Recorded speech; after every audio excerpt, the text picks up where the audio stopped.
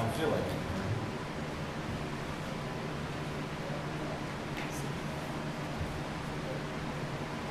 If you got your Bibles, get them out. And if you got a bulletin, grab it. And if you don't have either one of those, there's some Bibles around, and there's probably some more bulletins.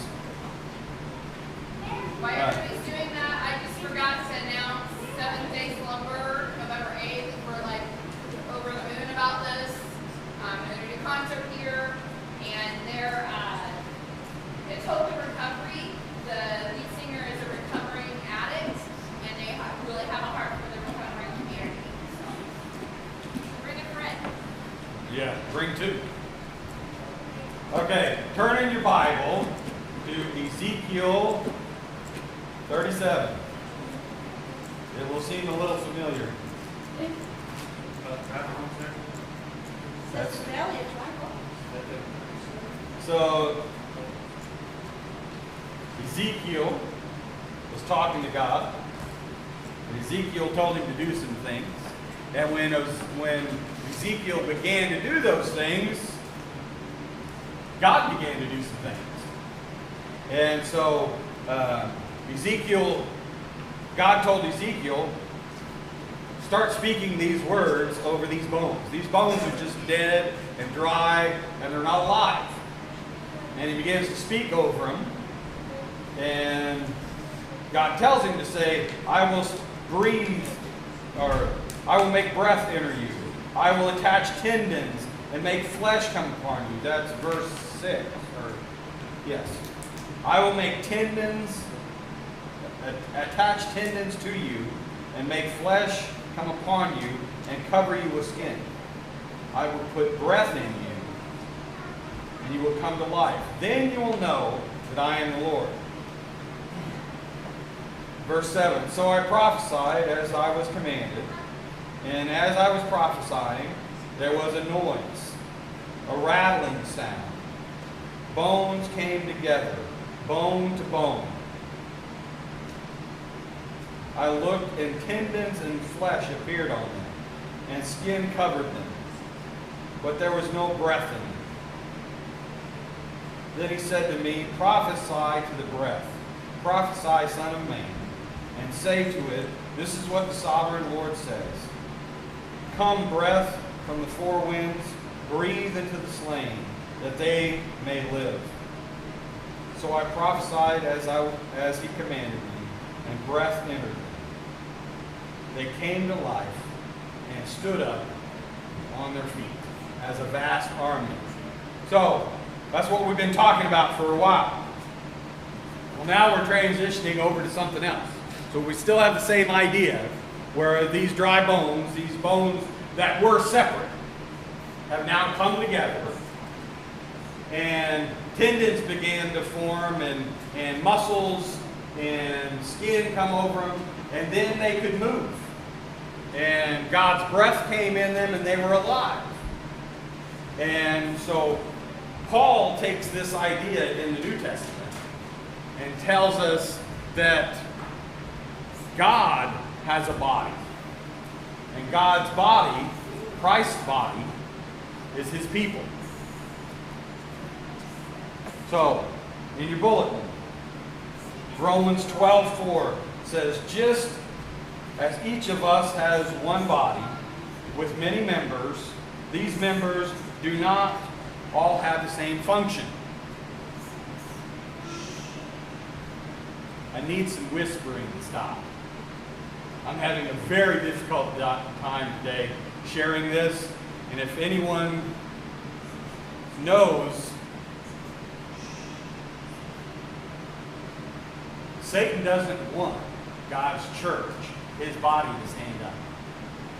He wants it to be dead. He wants it to do nothing. So if you pay attention at any time, pay attention now. Because God's doing something. God is doing something. God tried to do this, has been trying to do this in Montgomery County for years. I shared this a couple weeks ago,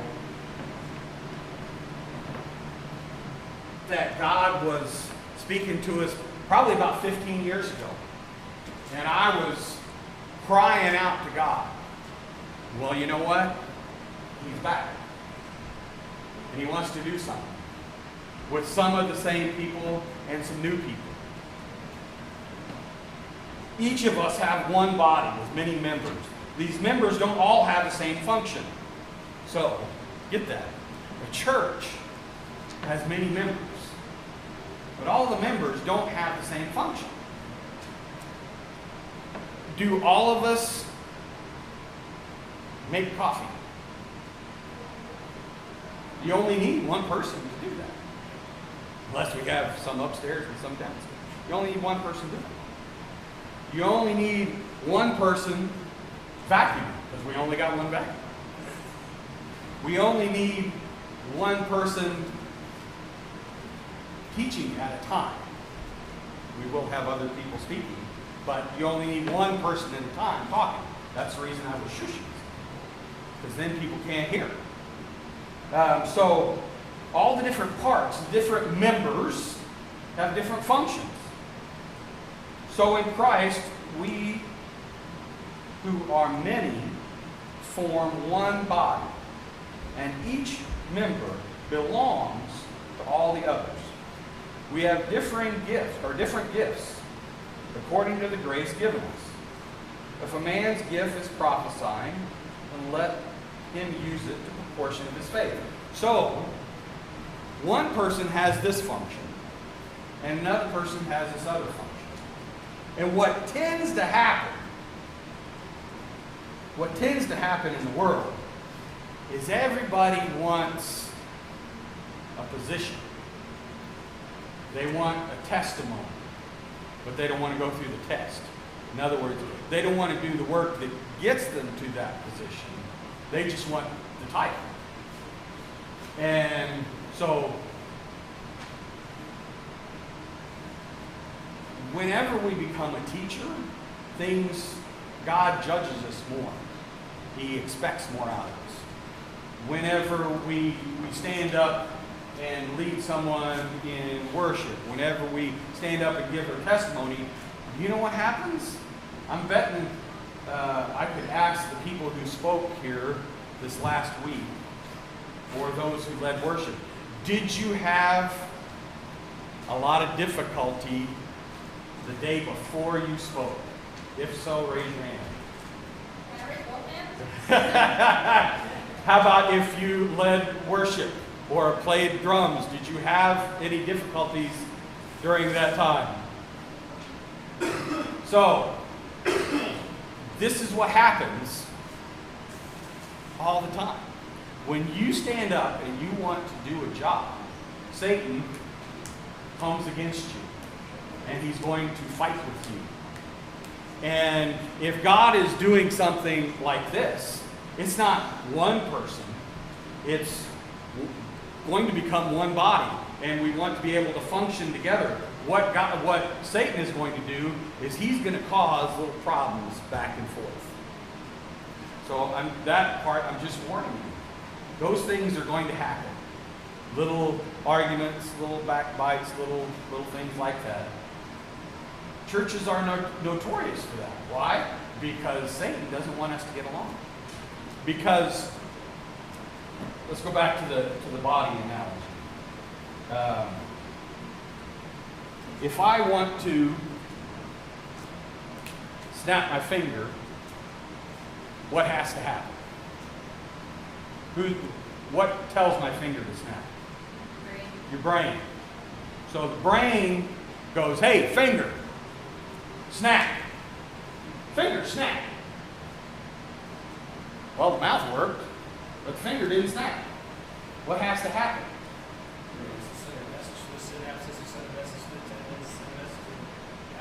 There's lots of things going on. It sends a message through the synapse and sends down through the nerves and tendons and muscles, and it goes snap. So lots of things just happened right there. And so when things are going on in the church, that communication has to get out and happen. So that's why I just asked my wife while I was sitting up here, because I'm having a difficult time this morning, and that's because Satan's arguing with me. I asked her to pray over me, and a peace came on me while she was praying. And in the natural, that's just sin. But in the spiritual, prayer is a powerful weapon. And that's one of the things we need to do. We need to be able, what she told me, what brought me peace was, Lord, you've given him the ability to help him to love the people that he's leading. And in order for us to do the job that God has for us, we have to love each other. We have to communicate with each other. Because what happens is, there's a miscommunication, there's a misunderstanding, then somebody gets angry at somebody else, and then you know what? We can't do what we're supposed to do. So get that idea that we're one body, and this one body has to communicate and work together. And if anybody knows me, I'm not always good at communicating what I want from you. So that's where, well, I have to love Pastor Randy, because sometimes he doesn't explain himself, and he wants us to do something. So then when you don't do something, I have to love you, because, oh, well, I probably didn't do my part, and now there's this little part of them that says, I don't want to do that, and I don't know what that reason is. Maybe you have an authority issue, maybe I just said something that made you mad that day, or maybe the dog bit you on the way to church. I don't know. But through that, we have to love each other. We have to care for each other. We have to get past those little things that are going on in life and work together as a team, not just as a team, but as a body. So back to, there's different gifts, and each one of us has some different gifts. And you know what? Nick did not just pick up a guitar and play. He has a God-given gift. When he was a kid, he couldn't sing. He took some time down at Dream Center, and God gave him a voice. Same thing happened to me. I couldn't sing when I was young. Maybe debatable how much I can sing now, but I can sing way better than I used to. That's a God-given gift. Jonathan's been learning guitar, and he was playing something the other day, and it's like, wow, where'd you learn that? Internet.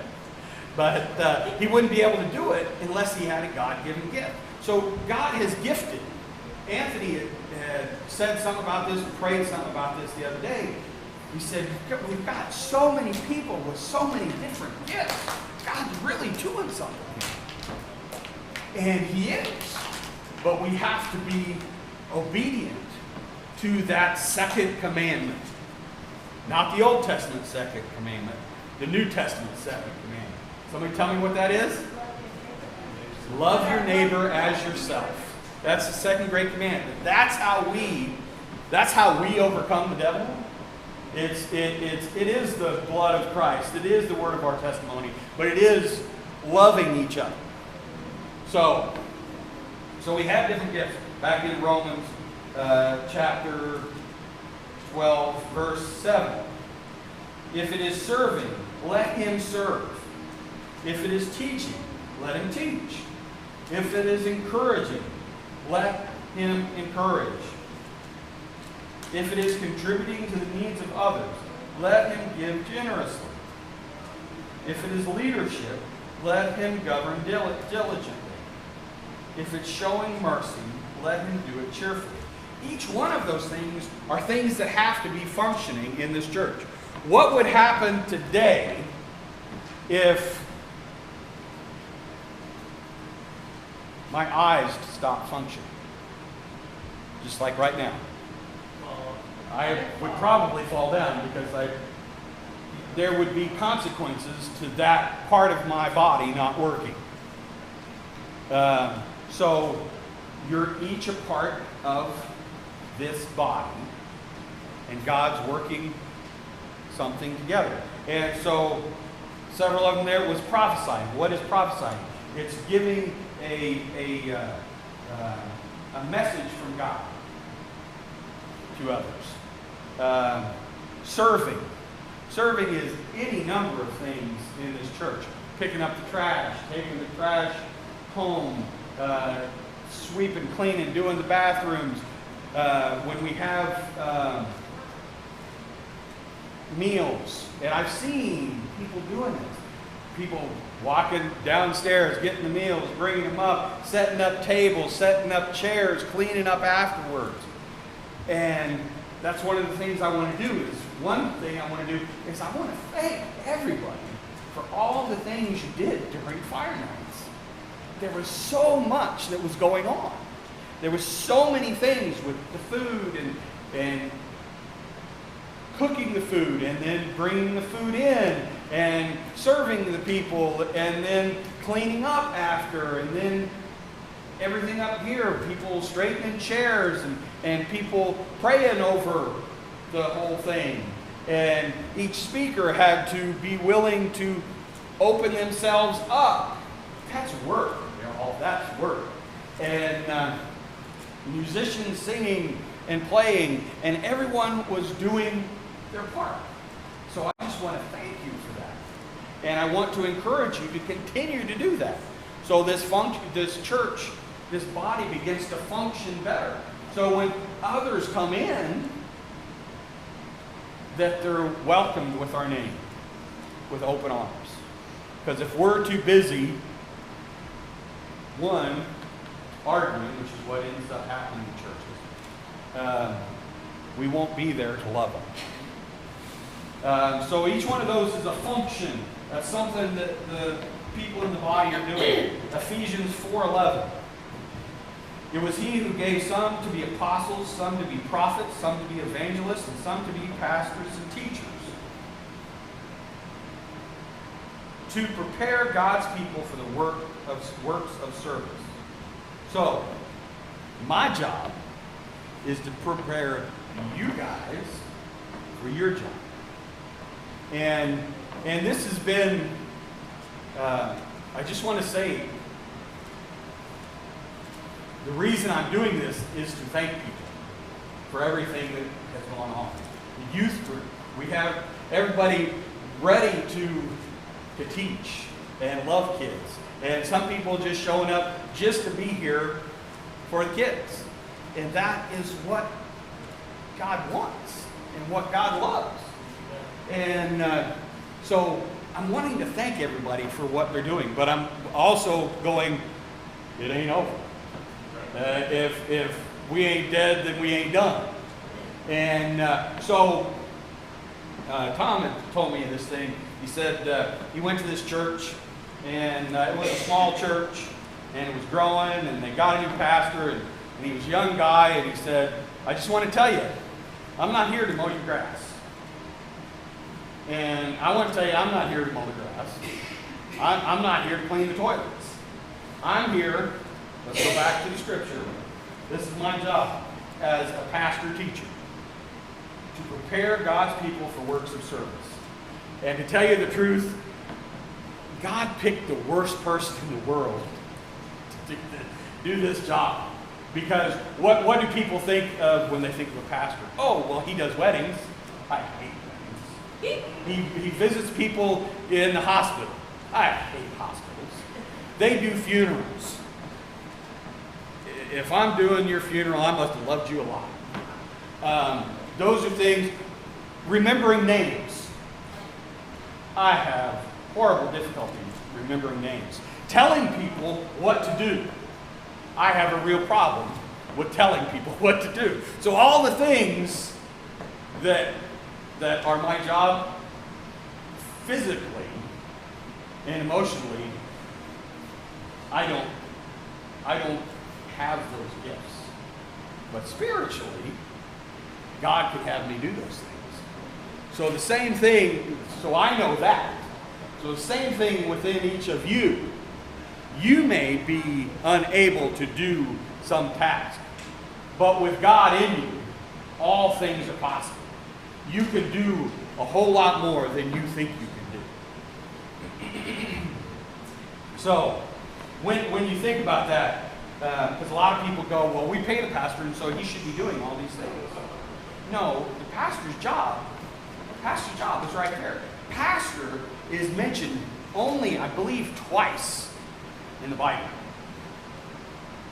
And the other one is explained and said as shepherd. So part of my job is to shepherd you. What's a shepherd do? Keeps the sheep out of trouble. He helps them when they get a boo-boo. He comes and puts a little oil on it. And the other place is this right here, where his job is to pastor and to teach and show the group what their job is. And so like I said, I'm not always good at that. So sometimes I get frustrated within that. So I'm trying to walk these things out and tell everybody what's going on. And so I spoke a little while back about the different workers. That an A worker, a B worker, and a C worker. An A worker is the one I'm not real good with. Where I have to go, hey, can you do this? Hey, do this. Hey, do this.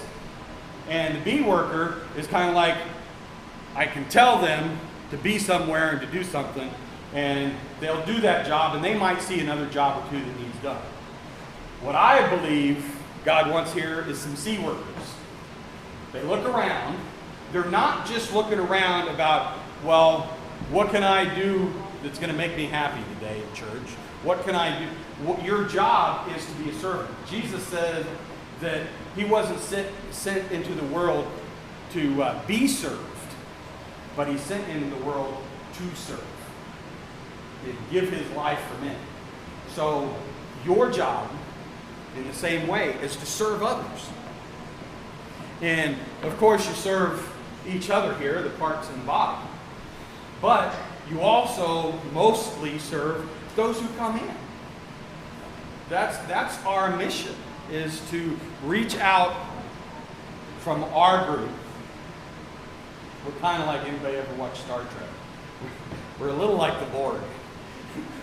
We desire to assimilate you. But in a good way. Become a part of a bigger body. There is something bigger than you. And that's what one thing that AA tells us is that we have to look someone higher than ourselves. We have to look to God. And so there's something more important than what you want today. It's how you can serve and support someone else. So to prepare God's people for works of service, so that the body of Christ may be built up until we reach unity in the faith and the knowledge of the Son of God and become mature, attaining the whole measure and fullness of God. So the reason I'm going to teach you these things and prepare you for works of service is so we can become a mature body.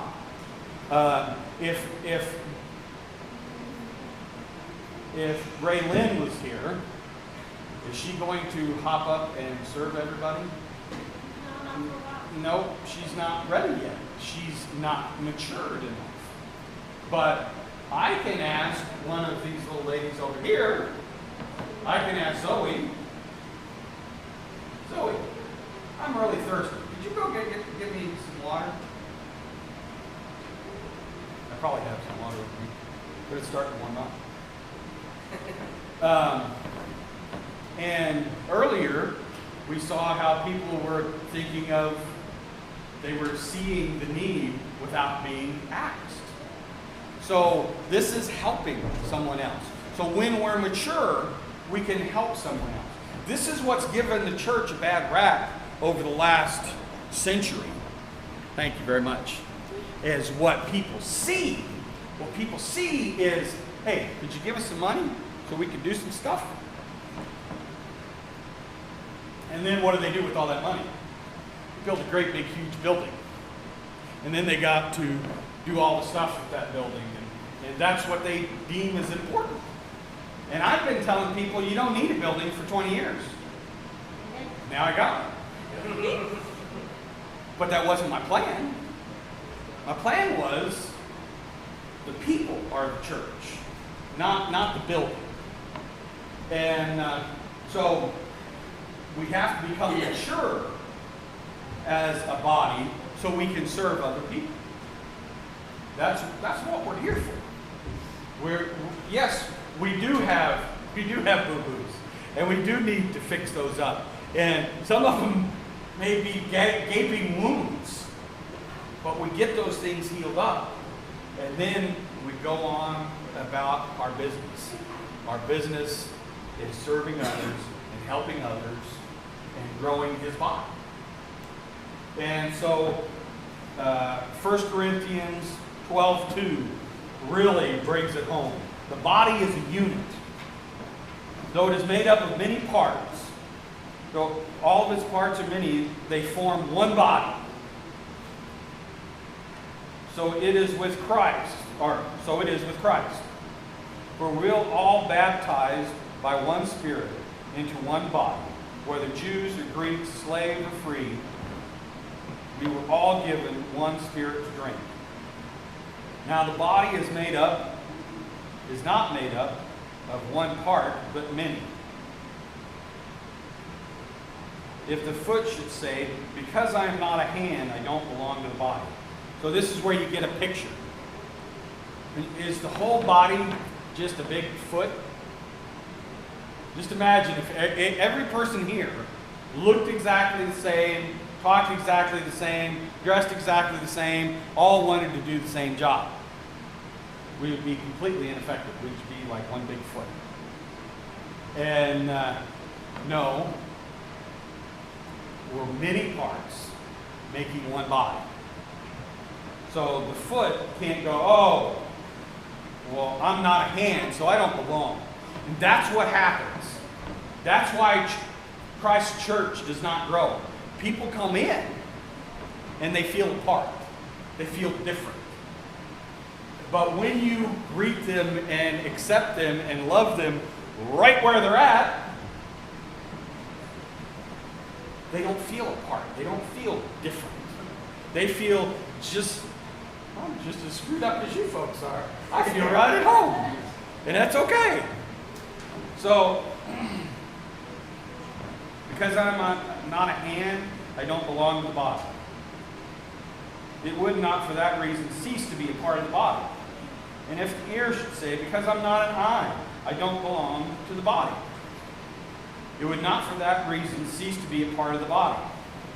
If the whole body were an eye, imagine the great big eye, where would the sense of hearing be? And if the whole body were an ear, where would the sense of smell be? But in fact, God has arranged the parts in the body, every one of them, just as He wanted them to be. If they were all one part, where would the body be? As it is, there are many parts, but one body. The eye cannot say to the hand, I don't need you. And the head cannot say to the feet, I don't need you.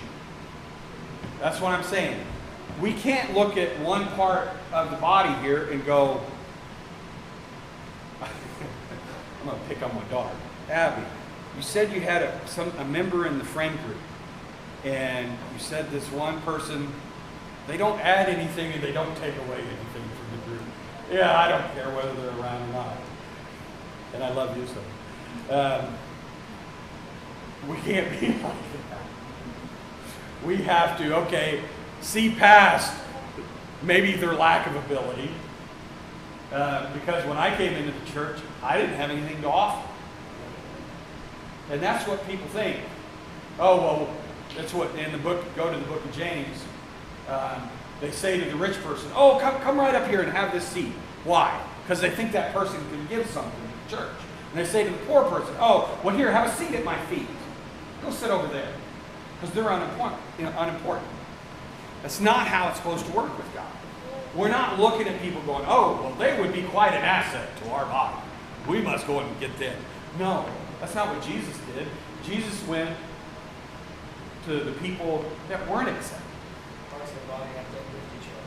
Exactly. Your hand can't raise, if your arm isn't lifted, and your arm can't raise, your shoulder ain't moving. And to go with that, who really wants to be an armpit? I'll volunteer. You'll be the armpit. But it's got to be there somewhere. It's not going to say it in those words here, but it's going to be there. It's going to say some parts are not presentable. You know what? Every church, Jen said this is why every you church show has up. a butt. This is why you show up. Benny's the armpit. He's not here. He's been chosen. There's some parts that aren't presentable. And what does it say? It's going to say it in a second here. It says, we take special care of it. We don't all walk around out here with stuff hanging, stuff showing. We take care to protect those parts. You're going to say. As you were reading the verse, it reminded me of what Albert Einstein said, and he said, if you judge a fish by its ability to climb a tree, it will spend its whole life believing it's dumb. Just because you can't climb a tree, you're a fish, you can swim. A monkey can't really swim. I mean, he can kind of swim, but he's not going to be able to go underwater and do his job.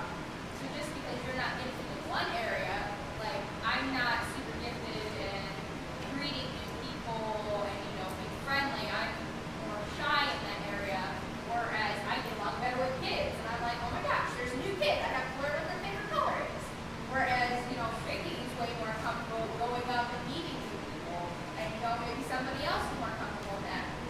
Just because you're not comfortable, you see one job and you think, why can't you do that job? Maybe there's a job that hasn't been invented yet, and you get to do that. Like, you look and you find what you're good at. It may not be something that other churches have, but you're here and that's your gift. So talk to your pastor, talk to one of us, and we'll find something for you to do. Right. So each part, God didn't make what scientists now call vestigial parts. They say we have a tailbone.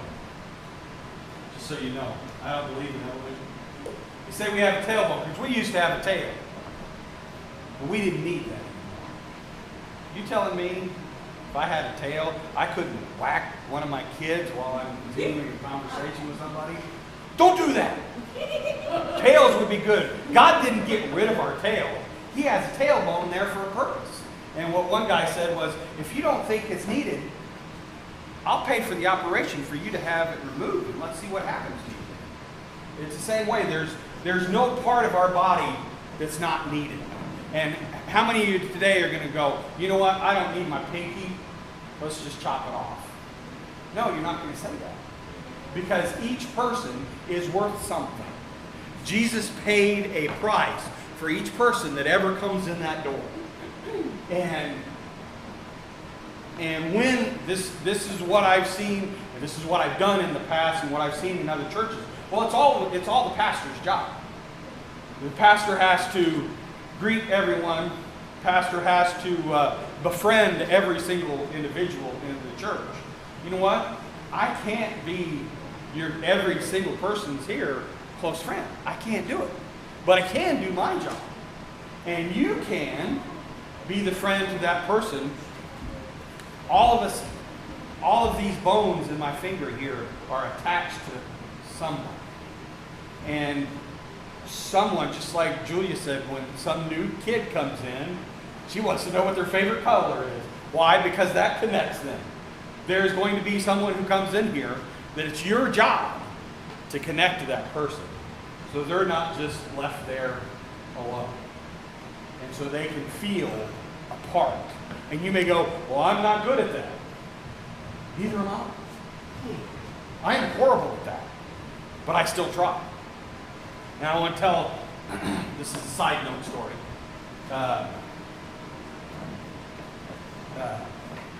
Many years ago, I was in the church, and I had my spot.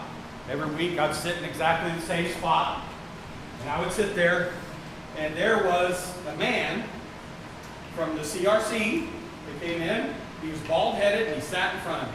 And he sat there for 3 or 4 months, and I kept thinking, I should talk to this guy. I should talk to this guy. He just comes in, nobody really talks. and I'm not a talkative person. I need to talk to this guy. Finally, I tap him on the shoulder. My name is Randy. Blah, blah, blah, blah, blah. We talked a little bit. And he goes, I wish you would have talked to me earlier. I'm leaving tomorrow. Ah! I'm like, I didn't listen to God. So next week comes, and I sit down in my little chair. Man walks in, bald-headed, sits right in front of me. Exact same spot the guy sat at before. And God says, you can talk to this one? Okay. And some of you will remember Jim Dill. That was that bald-headed man from CRC that came in. And we were best friends for the longest time. And he went out and became a pastor in Colorado and pastored in Florida and did all kinds of stuff. I don't want to say that's all me, but we connected, which connected him to the church, which got him connected to God. And that sounds familiar. Connecting people to God, to each other, equipping them to reach their world. So now every time you look at that, that's what this sermon is. It's telling you that right there. We have to connect, or people feel apart. And what good is my pinky finger if it gets cut off and it just lays there? What good is it? Be a feast for some worms and critters. If it just lays there, it's not going to do any good. And so people have to connect. And in that same way, they can't all connect to one person. Well, actually, they can. And that's Jesus. Because it tells us later in this, we'll keep reading, I'll show. Verse 18. But in fact, God arranged the parts in the body, every one of them, just as he wanted them to be. If they were all one part, where would the body be? So it is, there are many parts, but one body. The eye cannot say to the hand, I don't need you. And the head cannot say to the feet, I don't need you. On the contrary, those parts of the body that seem to be weaker are indispensable. And the parts that we think are less honorable, we treat with special honor. And the parts that are unpresentable, we treat with special modesty. It's the same thing I just said. But it sounds so much prettier than Paul says. While our presentable parts need no special treatment. But God has combined the members of the body and has given greater honor to the parts that lack it, so that there should be no division in the body, but that its parts should have equal concern for each other. If one part suffers, this is what Jacob was saying, we're all together, we're all apart. If one part suffers, every part suffers with it. And that's how the church is supposed to be. If we're functioning properly, and we're all doing our job, and if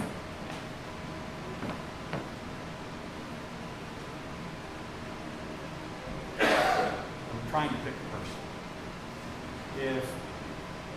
If Junior loses his job, and he is unable to provide for his family anymore, he's a part of the body.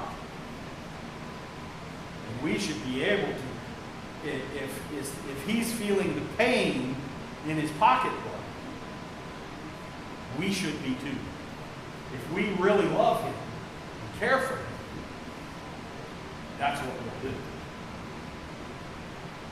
That's unheard of in this world, but that's how God set up the church. Each person must do their own work. If you don't work, you don't eat. But if you're unable,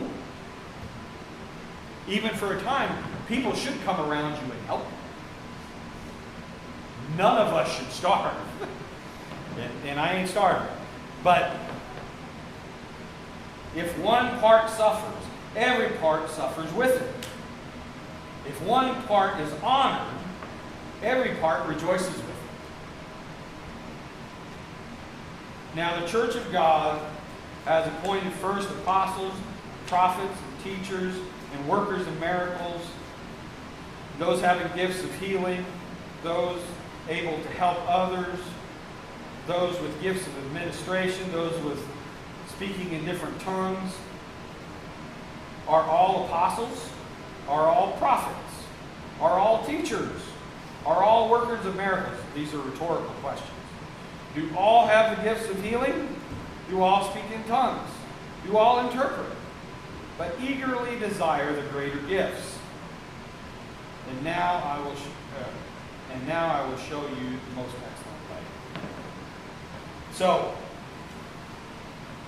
we're all parts of the same body, and there needs to be some communication between the parts of the body. And when one person is connected to another, what is that? Leg bone connected to the thigh bone's connected to the ankle bone. However all that works. We're all connected to each other and we're attached some way, and then we communicate. And then we can work together.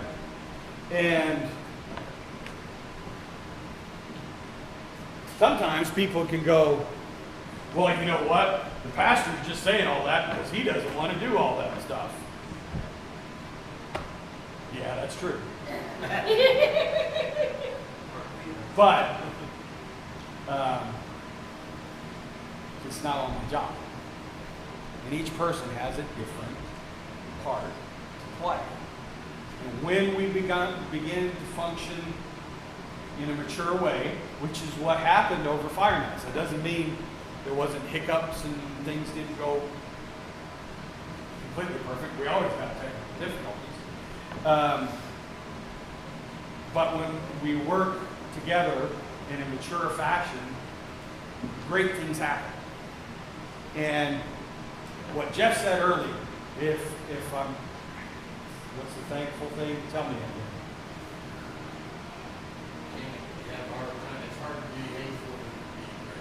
It's hard to be hateful when you're being grateful. And I am so grateful.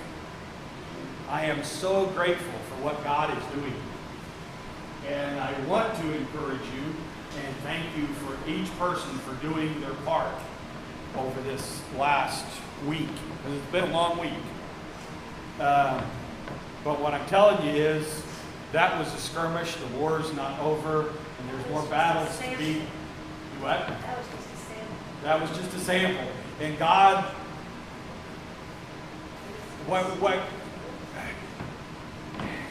if you're a good worker,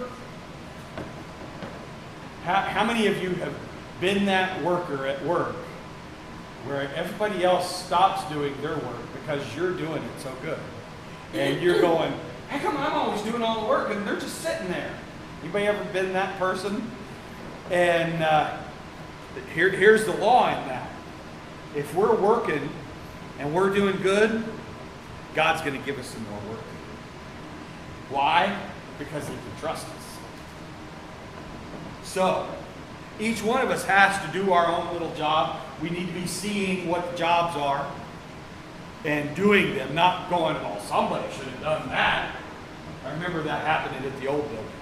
Somebody should have cleaned the church. Stopping you.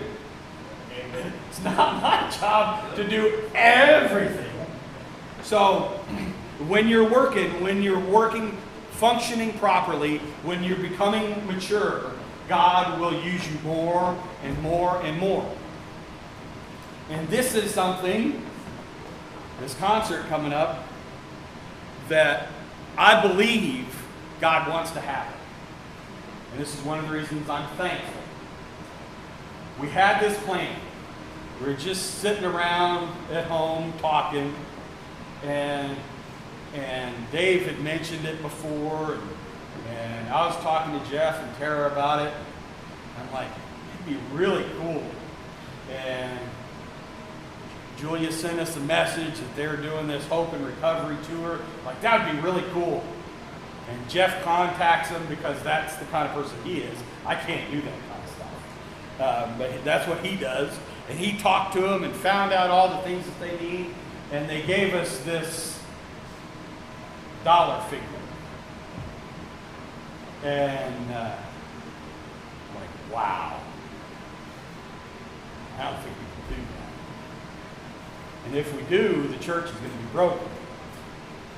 And I thought to myself, well, if it doesn't happen, I'll pay for it somehow. Because I think God wants this to happen. And you know what happened last week? Somebody gave me a check for $100 over what it cost. So now all we have left is we have to have 2 hotel rooms, and that $100 can probably pay for one. So we're going to need money for a hotel room. One of the things they asked for is for 2 meals. And Kat, of course, is making 1 meal, because that's what she loves to do. And I said something to Pat Miller, and he said, "Oh, I'll do that for free." And Kara's like, we're going to pay you. He goes, "I've learned not to fight with women. So, okay, I charge $10 a plate. How many people? 13 people. Okay, $130. And that's what I'll charge you." And we all agree. We agree on that? Yeah, we agree on that. And then he says, "And then I'll donate $130. And so he's not a part of the church. I mean, he is. He is. But he's just not here on Sunday morning. That's right. And so he has a friend. I was talking to him about power, because we need power make sure we have enough power for a big screen and big amps and lots of noise. I told him no fire. Not having the fire in here. They can do the smoke, but no fire. So talk to somebody about. We don't need a building, we just need He said you didn't want a building anyway. Yeah, well, we don't have insurance. Asked about the power, friend of Pat's. And the dude says, "Well, I'll charge you for the job, and then I'll make a donation, and I'll write it off my taxes." So getting a 50 amp service up from the basement to right here is going to be taken care of. So this idea, I told you a while back, dream big. This idea is pretty much paid for. That in all rights, we don't have the money to do it. But it's happening. And that makes me believe God wants it. And I don't think he just wants it once. I think this is a way. There's churches in the area, and they may have the ability to do these things, but they don't have the desire. And they may not see this type of group of people as being worth their time. But I do, and God does. God does. Hope and recovery. How many people, you hear their testimony? Well, I was this, and I was this, and I was this.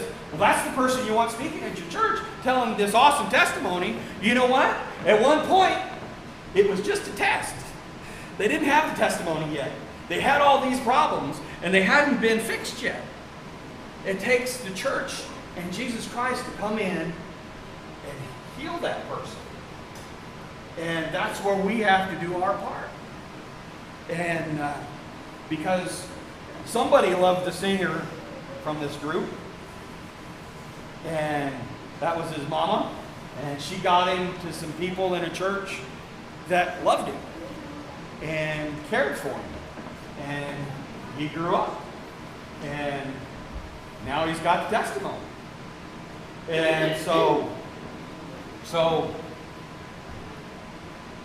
the reason I'm bringing this in, one, is to show how thankful I am that God is doing something here. God, we last week stood up for fire nights and did all the little jobs that don't get thanks. And that's showing our desire to do the work, to be servants. And he's giving us, even though we can't afford it, and not have all the ability that it takes to make it happen, he's making it happen. We can't So not he's afford going it. to use us. We can't not afford it. That's not- And so I'm saying this is something that, a job that I want everyone to do. On your social media, share it. We've been putting it up on our stuff, You're and making event pages. we're going to make an event page so you can share it with everyone, and share it to individuals that you think would like some really loud, heavy music, and people who would be in recovery, that his testimony would help. And so however you can do that. And I made up these things, and I'll make up a whole lot more. If you just, we used to do this all the time. If we were playing somewhere in a band, we'd go on Main Street and we'd stick a flyer in every single car. I mean, when you want something, you'll do something. And if this is something that we want, then we'll all do something about it. We'll invite whoever we think. I mean, don't invite the 90-year-old who doesn't like anything but classical and is a teetotaler. But invite some people who would be interested. So now I ask someone else. Junior, can you sit this back on the baptismal back there? Take one of those, or a couple of them. Pray that God has someone in mind that you would give one of those to. And we'll watch him use us again and use us in the area.